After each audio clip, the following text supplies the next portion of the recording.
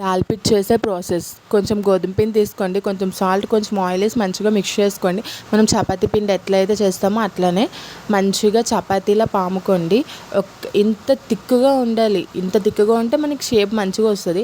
చిన్న గ్లాస్ తీసుకొని మంచిగా రౌండ్స్ చేసుకోండి. ఇట్లా నేను మొత్తం ప్రాసెస్ చూపించాను, అది ఎట్లా చేసుకోవాలని సేమ్ అట్లానే చేసుకోండి. మనం పప్పు ఎట్లా చేసుకుంటాం అట్లానే పప్పు చేసుకొని కుక్కర్తో పొయ్యి మీద పెట్టేయండి. పప్పు అయినంత వరకు టమాటీ, ఉల్లిపాయలు, పచ్చిమిర్చి, పసుపు, కారం అన్నీ వేసేసి పొయ్యి మీద పెట్టేయండి. పప్పు అది ఉడుకుతూ ఉంటుంది. ఆ పప్పు ఉడికేలోపు మీరు ఈ చపాతీతో ఈ ప్రాసెస్ అంతా చేసుకుంటే మనకి ఈజీ అవుతుంది. ఇట్లా పప్పు అంతా ఉడుకుతుంది మంచిగా. చూసారా పప్పు ఎంత మంచిగా ఉడికిపోయింది. ఇప్పుడు కొంచెం వాటర్ పోసుకోండి. వాటర్ పోసుకున్న తర్వాత ఇందాక మనం చేసుకున్నాం కదా చపాతీతో, అవన్నీ ఆ వాటర్లో వేసేయండి ఆ పప్పులోని. అది మంచిగా ఉడికాక ఎండుమిర్చి, కరివేపాకు పోపులో వేసి పప్పులో పోపు పెట్టండి యాజ్ టీజ్గా. అంతే, మన దాల్ పిట్ రెడీ.